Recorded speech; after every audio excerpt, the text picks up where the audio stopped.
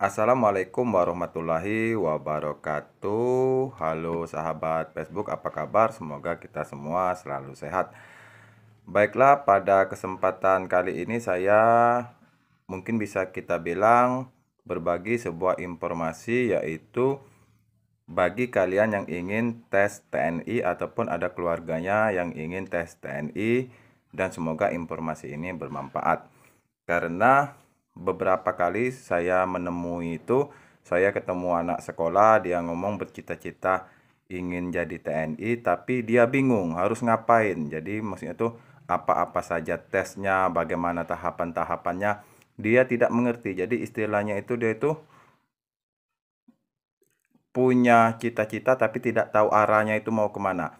Nah, jadi melalui video ini semoga bermanfaat, dan nanti kedepannya akan kita bahas satu persatu bagaimana caranya, dan misalnya kalau ada materi-materi yang lain itu bagaimana cara mengerjakannya. Baiklah, secara umum untuk tes TNI Angkatan Darat itu terbagi menjadi dua, yaitu seleksi tingkat daerah dan seleksi tingkat pusat. Nah, sebelumnya ini saya berbicara untuk tes Tamtama dan Bintara ya, karena kalau untuk Tamtama Bintara saya sudah mengalami, tapi kalau untuk tes Akmil saya tidak tahu, karena jujur saya belum pernah tes Akmil. Nah, jadi kalau untuk tes Bintara atau Tamtama itu pada umumnya terbagi menjadi dua, yaitu seleksi tingkat daerah dan seleksi tingkat pusat. Jadi tahapannya itu seperti ini. Untuk seleksi tingkat daerah itu yaitu seleksi administrasi. Nah, di seleksi administrasi itu akan dicek dari ijazah, KTP, SKCK, SKBD dan sebagainya, itu dicek keabsahan dan keasliannya. Setelah kalian lulus di tingkat administrasi, maka akan mengikuti tes kesehatan. Nah, apa-apa saja tes kesehatan nanti akan kita bahas di video berikutnya. Setelah lulus tes kesehatan, maka akan tes jasmani.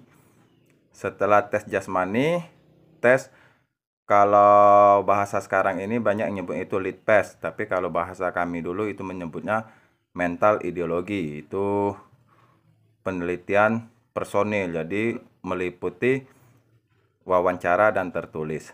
Nah, setelah itu baru diadakan sidang penentuan akhir. Nah, seperti itu. Jadi sidang penentuan akhir berdasarkan nilai-nilai materi yang telah dijalani tadi.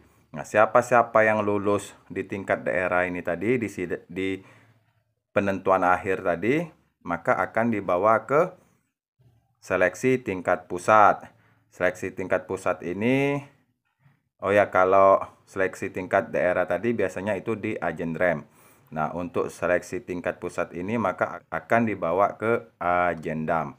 Nah, di Agendam itu nanti akan dites lagi dari awal. Dites lagi administrasinya, dites lagi kesehatannya, dites lagi jasmaninya, dites lagi mental dan ideologinya. Tambahannya itu mengikuti tes psikologi.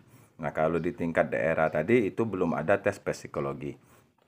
Setelah lulus tes psikologi, baru dilaksanakan sidang penentuan akhir tingkat pusat, atau lebih kita sebut itu pantohir tingkat pusat.